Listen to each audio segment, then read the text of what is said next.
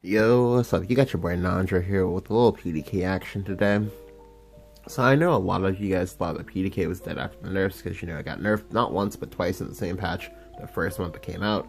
And I do know that, obviously, like, for some cards that kills the card, but for PDK, for cards like this, when they have unique effects, the only way you can actually kill the card is if you remove some of the effects on the card in and of itself. Like, nerfing the HP, nerfing the mana cost doesn't do anything. The only thing that'll do is change like how it's played, but won't actually change the usage in and of itself. Like, obviously, if anything does actually happen with the usage, it'll usually just be nerf perception, just as how we saw that like for like a week, like no one played it, or at least no one like actually like notable played it. I mean, like, I obviously said it would still be good, but of course, other people did not share that same sentiment. But here we are, like a week and a half later, and it's still good. Like, it's still winning tournaments. It's not it's not the best deck in the room, like hands down. Like should just like play this deck or don't play at all. It's not that good, but it's still definitely very, very good.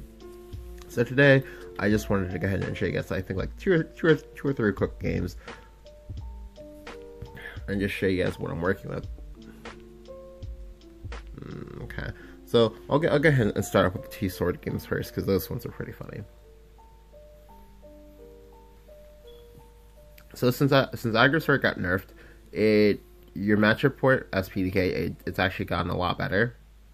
I mean, like, it was already still like kind of good because you could like still win it just because you could just like fire the crap out of people and just like be able to win.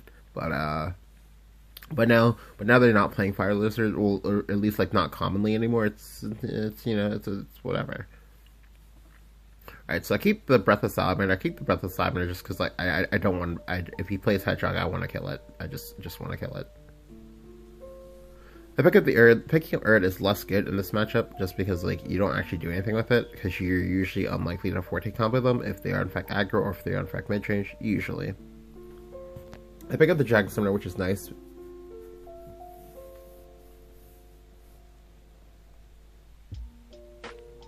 He goes Conscription, so now I know that he's a slower sword deck, which is good because now I'm just going to body him out of the game. Because now I have 4 creatures on turn 3, I'm just packing him in the face for 1 damage at a time, which is now going to be up to 5 damage next turn. He goes Juliet here, which is smart, makes the trade, but it's not really good enough because like he's still behind on board. So this turn I make a very, very important play. So I know a lot of you guys would go ahead and hold the Scyther, but the correct place to always play out the Scyther here, because one, I know that he's a slower sword deck. I also know that he's playing Conscription. If he's playing Conscription, this means he's probably playing a lot of commanders. If he is in fact playing a lot of commanders, what else is he playing? Oh, he's probably playing Gawain. Additionally, more so than even just all of that, look at my hand. My hand says you have to Fervor.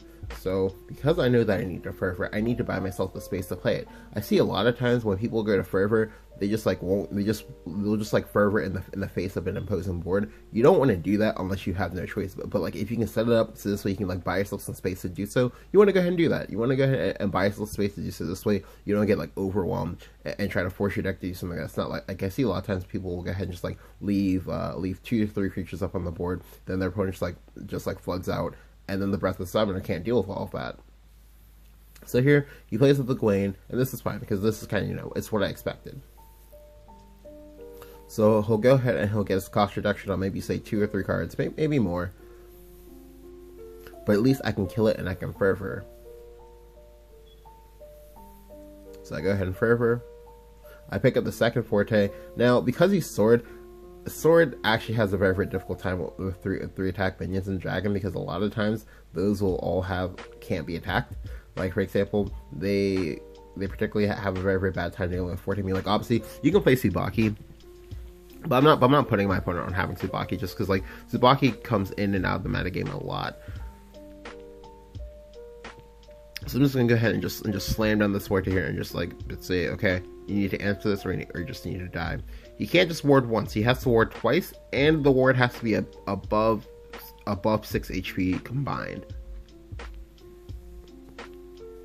But here he's not thinking about it. He plays Amelia. Like, the melee is not good enough because like the Gelt will only go up to 4 HP if you evolve it. Like, I still have an evolve point. I can evolve anything I want into that Gelt and just kill and just mow you down. So yeah. The big part was just, you know, which is obviously just like making sure to buy space for that forever and just like stepping on the gas button and just going in.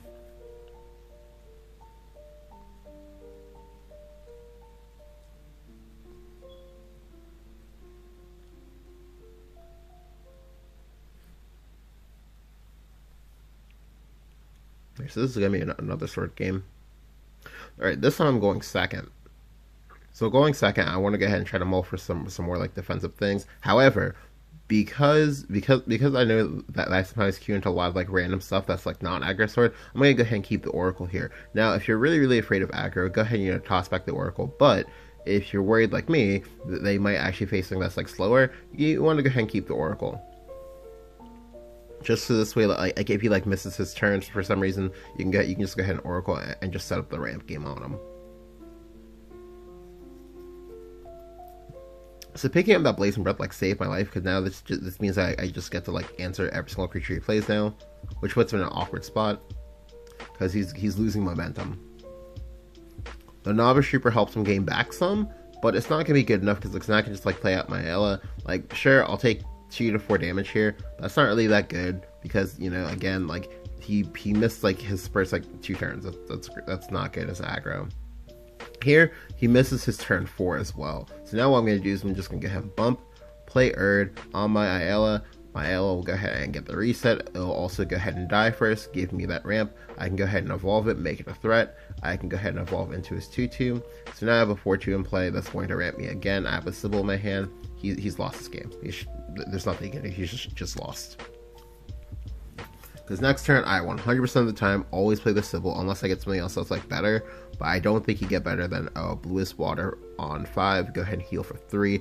Go ahead and hit him in the face for 9. Because yes, I am in fact evolving this Erd. You need to evolve the Erd because you need to make him afraid for his life. Like right now, he needs to worry about if I have Erd. Sorry, he has to worry about if I have Forte, if I have Scyther. He needs to worry about those things. He also needs to worry about if I have PDK as well. So here, I get him very just like afraid and terrified because he's not only gonna trade once, he's gonna trade twice. To be quite honest with you, he only needed to trade once because the odds that I have the Forte in my hand, they're kind of low.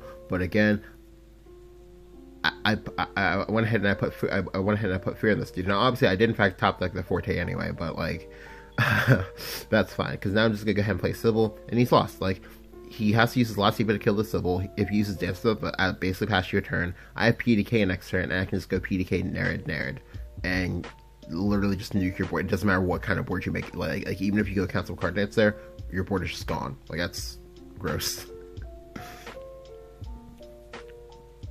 Okay. For this Dragon game, this game was a what not to do on my end because I made so many mistakes. Holy crap, so many. Because I was in a rush to do these dailies. Right, so one, you should never be in a rush to do your dailies. I mean, obviously, like, if you need to, like, do them quickly, you obviously need to, like, do them quickly. But aside from, like, playing aggro, you shouldn't be in, like that much of a rush when you're actually, like, inside the game, like, actually, like, playing it out. Because you're gonna miss some things.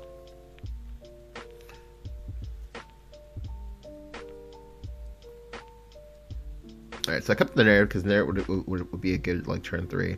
I go ahead and I pick up the Ivory Dragon. The Ivory Dragon is great because now I get a 1, 2, 3. And as long as I find a 4, I can play Sybil on 5, maybe play something else on 6, like say for example Staircase, and then play PDK on 7. I pick up the Ayla, which is great.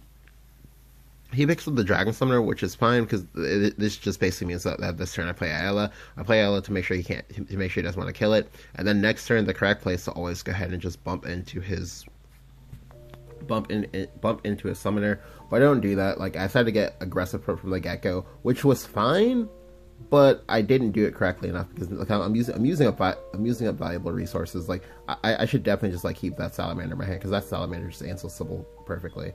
But I don't do it because I think that I can like win if I just like pressure him out. Because like he couldn't full clear Breath of the Salamander me for at least another like turn, which is like why I went for that like line of play. But it's not good because now I leave myself open to getting counter Sybil. which, as he shows, he either has that or he has Breath of Salamander, both of which are very, very detrimental toward for me. So I go ahead and I play this, and I should have evolved this Ivory Dragon as opposed to this Ayla. I want this Ayla to die. I also want to make it so you can't actually make any value trades into me, because I actually need all of this damage to stick. Like, yeah, I have PDK next turn, but like, unless I pick up another Nerd with the PDK, it's not a good PDK. So now I'm just like left myself open to a lot of bad things happening to me.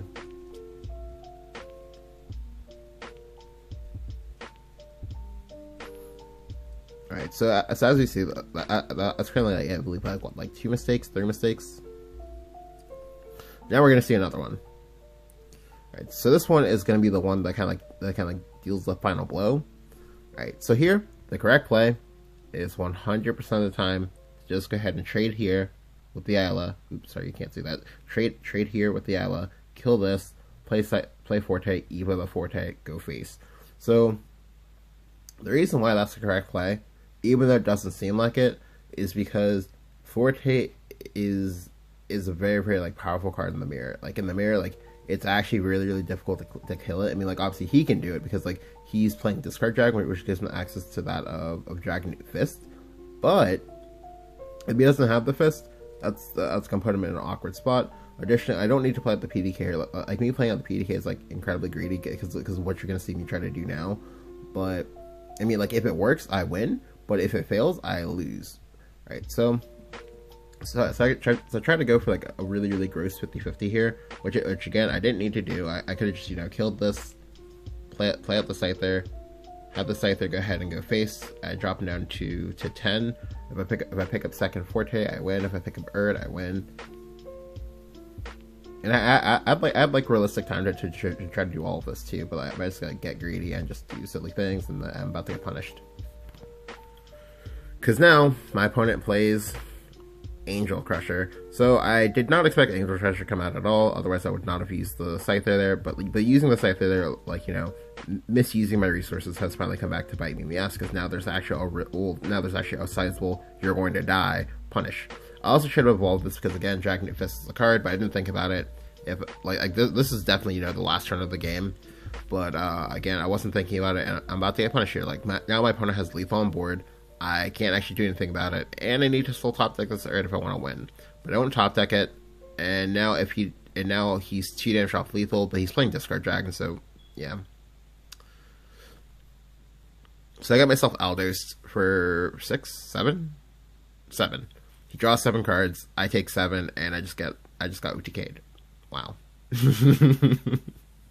So I know, like, a lot of you guys who might play the game out similar to like what I did, you might have been saying, well, my opponent just like nut drew me or whatever. No, like, it was a course of a series of misplays on my end and misusing of resources that kind of like led to my downfall that ended up getting me killed. So for this last game, this game's gonna be versus Haven. So I've been playing versus a lot of weird Haven decks lately.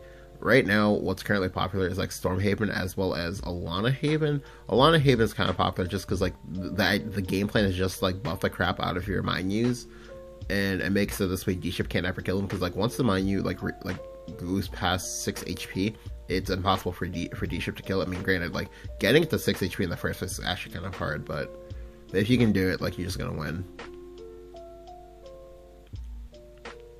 Alright, so my hand is great. Picking the Forte also kind of great, because the Forte is better standalone than the Erd, just because, like, in this matchup you always want to be able to Forte Erd face. So, but even just laying down the Forte for 7 damage and like putting in a lot of pressure is also good as well. So next turn I need to pick up a 3-drop in order to be like, okay. I pick up the Aquanerd. Aquanerd is great because this way I get to test to see if he has Scripture. I get to force that out of him. If he has no Scripture here, then I just prepare myself for Cudgel, which is fine. The point is that I'm forcing out a removal spell from him. But here, he plays Unica. The Unica counteracts me perfectly because now I'm forced to trade into my 2/2. Like, I'm always going to Forever, but now I'm forced to trade into my 2/2. He doesn't need to Scripture me. He doesn't need to Cudgel me now if he doesn't want to.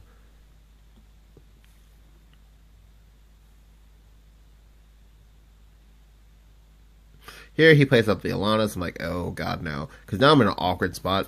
Because now, okay, so this turn, this turn is interesting because I know 100% he's going to play Tenko next turn. He plays the Tenko, he gets +2/+2 on everything he has, +2/+2 on whatever creature he evolves, which will probably be the Tiger. This puts me in a terrifying spot because, like, that's a lot of HP. That's a lot of HP, that's a lot of attack. That's a lot of things we need to clear. So I have a few different options. Option A. Slam Forte, basically say, don't play this Tenko. Don't play it, let me kill you. And that's cool, but that still doesn't actually ramp me, doesn't actually, like, make my hand do anything more. Like, so this is definitely have to be a weak turn for me. Just because this is going to have to still be, like, a bit of a development turn and not a, step on the gas pedal turn. So I'm going to go ahead, I'm definitely going to Oracle here, but the question is, will I also play out this Dragon Summoner? Of course. But will I play out whatever it is I get from the Dragon Summoner? Like, say, for example, if I pick up the Aloe, will I play that? And to be honest, I think the answer had to be no. I think what I had to do was I had to go ahead and use Staircase to Paradise here. But obviously use it after playing these two first. This way it's not the Enhanced Staircase, because Enhanced Staircase is actually pretty detrimental for me. I mean, like, it's not awful, but it's detrimental in the sense of I have no idea what the hell I'm getting, so I go ahead and I play out the Summoner first. You want to play out the Summoner first, this way you can kind of, like, remove your deck of, like, one more bad draw, because, like, you can draw anything in your deck, but you definitely want to draw, like, a real card in this sort of, like, scenario. So here he plays the Tenko like I expected. Like, if I had, like, multiple Fortes in my hand, I would have just said fuck it and just like slam down the Forte, but I don't, so. Alright, so let's go ahead and take a second to realize just how ridiculous this Tenko was. So he got +2/+2 on his entire board, which is 3 creatures, so he got +6/+6. Then he also got the Evo, so he got +8/+8 and has 1 billion HP. So now, this is awkward for me, because now I have to go ahead and, like, clear all of this off. But I can do it, but it's going to cost me so many resources that if he just, like, slams down Tenko here next turn, I'm, like, in an awkward spot. Additionally, I now can't ever play the Staircase. Because if I play the Staircase, I have to have, like, Scyther to go with it, but, like, I just used the Scyther, so.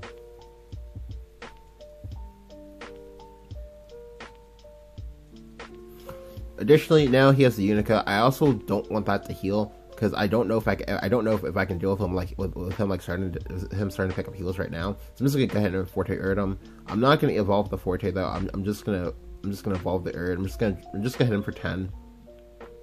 Like, I don't want him to start accumulating heals quite just yet, just because I want to be able to deal with these things as they come out. Additionally, the Princess Snow White getting buffs on it is actually the worst possible thing for me to happen. So I want to go ahead and put pressure on him. Like, I want to make him think that, that he can die to, like, a second Forte coming out, which is true. He can in fact die to it, but I don't actually have it in my hand.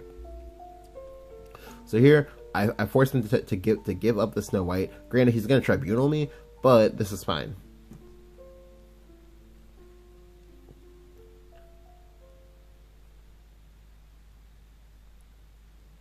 Alright, so this turn, I get to draw 6.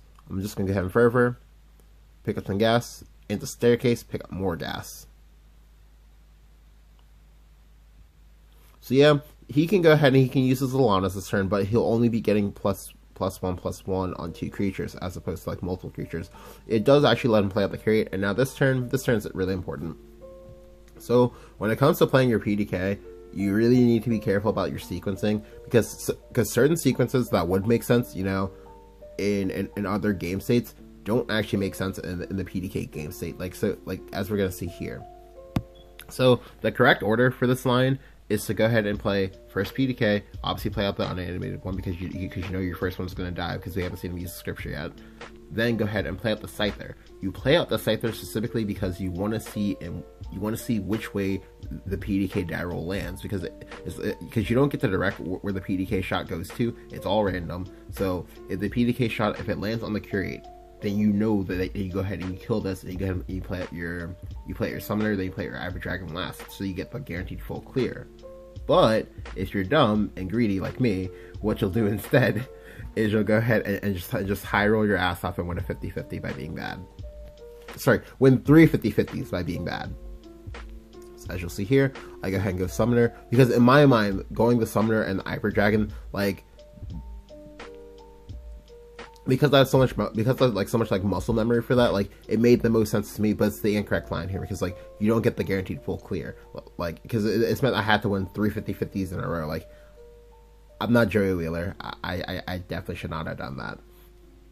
But I'm gonna get rewarded. I'm gonna win the 50-50, and now he's in an awful spot. He's in an awful spot because like I'm threatening lethal on this board. He has to get rid of this board. And he has to get rid of the PDK at the same time. If he can't get rid of the PDK, then I just basically just like I just get to like keep doing this to him until he like eventually like falls into range. But here he decides to trade, unlike last time where he did not trade. But now like thankfully because of what I did like last turn, I now have the introspection to actually like know that the line of sequencing I took last turn was really bad. So let me go ahead and switch that this turn. So this turn we're gonna see me do it correctly. So this turn I'm gonna go ahead and go Scyther first. You go Scyther first specifically because like if you look at his HP, if you look at the HP of creatures on this board, he has 2 different creatures with 7 HP. The 7 HP means that I guaranteed cannot take it out with my PDK procs this turn, which means that if I want to go ahead and get the full clear, I have to go ahead and play Scyther first, kill the one that did not get hit, go ahead and then play out Ayla, go ahead and evolve one of the Aylas, and then I get myself the full clear. Or rather, sorry, I have to go Ayla, evolve the Ayla, and then go ahead and get the full clear. But yeah.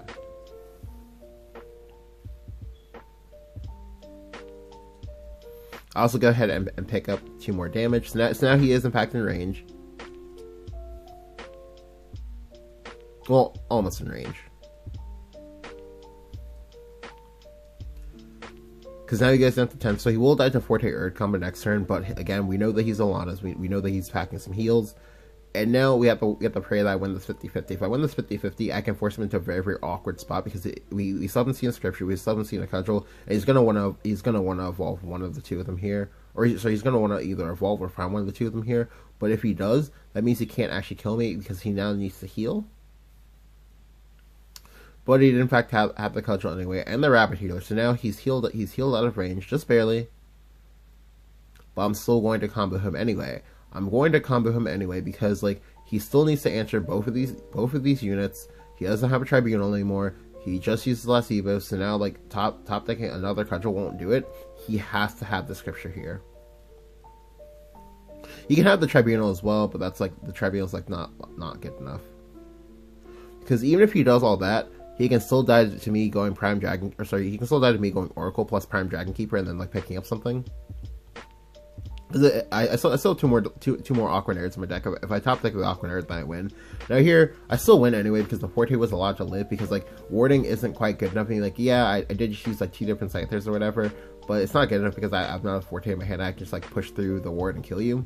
But here, we go ahead and see me do something like really stupid and try to like style points on him, but like I should not have done that, especially not when I play as badly as I did. So, you know, obviously never BM.